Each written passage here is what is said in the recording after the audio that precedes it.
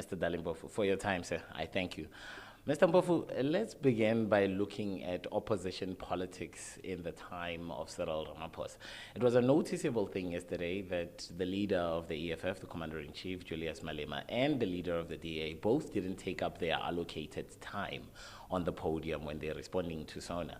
Is it fair to say that it's tough for opposition to critique Cyri Ramaphosa, or is this just a truce period that will not last? No, actually, it's going to be much easier. People will see this in the fullness of time. Contrary to popular belief, actually, before the ANC conference, our own preference of who should win there was Cyri Ramaphosa. Not because we like him, but because we think he's going to be an easier opponent than any other alternative. And that's going to become very clear towards the next elections. The reason for that is quite simple. Remember that we are an ideologically oriented organization, and we are against neoliberalism, capitalism, and so on. So it's much easier now that you have the pinboy or the face of capitalism and neoliberalism in Cyri Ramaphosa. So it's going to be much easier to tackle, to show society that the solutions that are supposedly driven by the market as opposed to a state-driven economy will never resolve the issues of this country. It was much more difficult to do that with a Zoomer who's all over the show, who just giggles at you, who cannot really engage. So it's going to be a much easier job against Ramaphosa. Mr. Mpofu, you might say that, but one would be remiss not to mention that Cyri Ramaphosa has, in a sense, from the ANC, a pro-poor mandate as well. He must redistribute land without compensation. Some say that's a very left-leaning policy. Well, that's exactly the point. I mean, you can even see the guy agonizing and wriggling whenever he has to mention the expropriation of land without compensation. That's because in his heart of hearts, he doesn't believe it. It was forced on him by the ANC conference. So he's not going to implement those. That's why he emphasizes all the qualifications subject to food security, subject to this, subject to that. And now they've come with a new one which says it's expropriation of land without compensation can be done within the current constitutional framework, which is absolute nonsense. So it just shows you that they are reluctant, and sooner or later the population will see that these people are just using the words. Hopefully, they were hoping maybe that they would eat up our constituency by simply saying the words, but you must mean it, and people are not stupid. They're going to see through them very soon. That land issue was very emotive from what we saw yesterday with Musiwe Lekota, leader of COPE, getting up to ask a very pivotal question to everybody who's a proponent of land redistribution without compensation. And you are, and so is the ANC from the last policy conference and from the December conference. But he asked two important questions. To whom is that land given, and from whom is it taken? Well, those questions are not important. They're actually stupid questions, if I may say so. Our position is very clear. Expropriation simply means it's just a fancy word for saying that the land should be transferred to the ownership of the state. So to whom must the land be transferred? To the state, obviously. It's the state that will then distribute the land according to need, depending if you want to put up a commercial venture, you get bigger land or a farm. If I only want residential, I get a smaller piece of land. But it must be controlled by the mechanism of the state as opposed to it being controlled by the mechanism of the market. That's all. That's all there is to it. So to whom must it be given? It must be given to those people who are landless, who are not able to participate in the economy simply because of their landlessness, and from whom it was taken before. So Mr. Lekota is completely backing up the wrong tree. Those are not pertinent questions. The real question is whether the ANC has got the wherewithal to carry this through. And it's only when they dilly-dally as usual over time and take another 25 years before they can do it that people will see through it. It's actually a very simple policy to implement.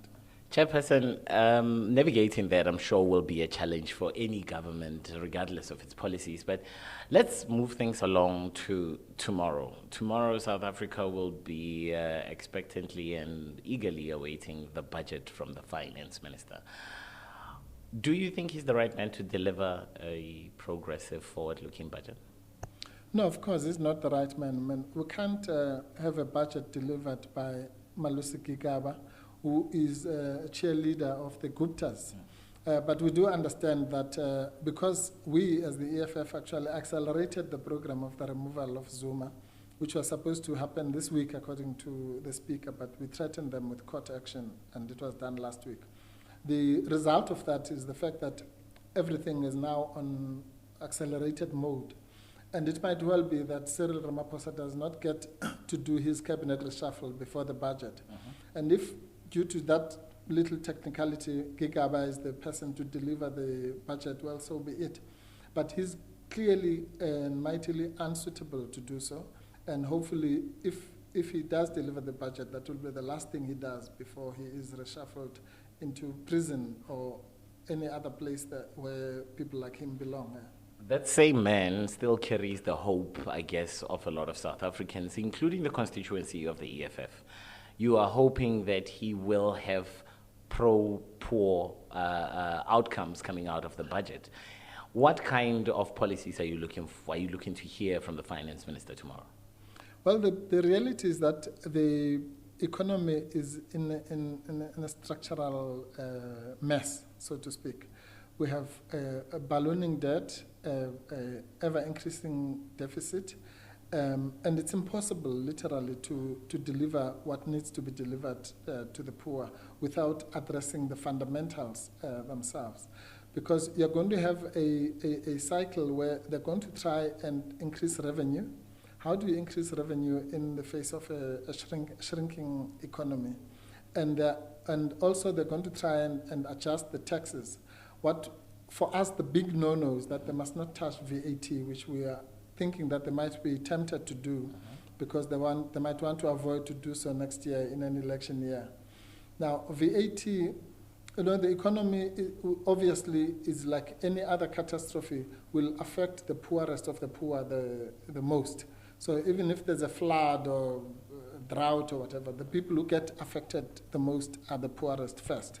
Those of us who have cushion and all sorts of financial mechanisms to combat whatever catastrophe comes will be last to be affected. So that's what we want to do. We want to ensure that whatever policies, whatever interventions that they bring to get out of this quagmire, those are not the ones that are going to affect the poorest of the poor the first and favor the rich, which is what a neoliberal government such as the ANC will be prone to do. Mr. Mpofu, I think it's widely from the people that have at least engaged with, politicians and economists, people are expecting a 1 to 2% value-added tax, an all-round tax, which you rightly point out is not popular in an elective year, and maybe it's popular right now. But they're also talking about increasing corporate tax to 30% and potentially tightening things like revenue collection. How do you feel about SARS as an institution in the hands of the current leadership that occupies the high office? Well, of course, the problems in South Africa are always twofold, in the sense that you have the governance crisis of people who are either unsuitable or corrupt or downright corrupt. That's the one problem, which obviously has to be fixed urgently, which is why we had to go for Jacob Zuma and get him out of the way. But getting rid of the thieves and the looters and all that is not going to solve the structural problems of this economy. That simply removes, like the emergency, the burning fires of people who are just looting your house or your store or whatever. Obviously, that's what you prioritize. But once the looters are gone, you are still left with the same issues. And what we're saying is that the problems of this economy are not so much, the corruption is just an exaggeration of the problem. The real problem is that this economy is geared towards assisting the rich and disadvantaging the poor.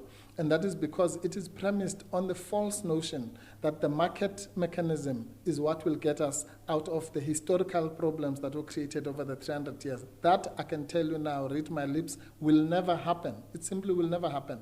You need a capable state, which obviously also gets undermined by corruption. So you need a capable state, but also an interventionist state that will take upon itself to intervene on behalf of the poor, in favor of the poor. And the only state that can do that would be an EFF state that is pro-poor by definition, because that is our orientation. One that panders to the mighty and to the rich is increasingly going to make the poor to be poorer.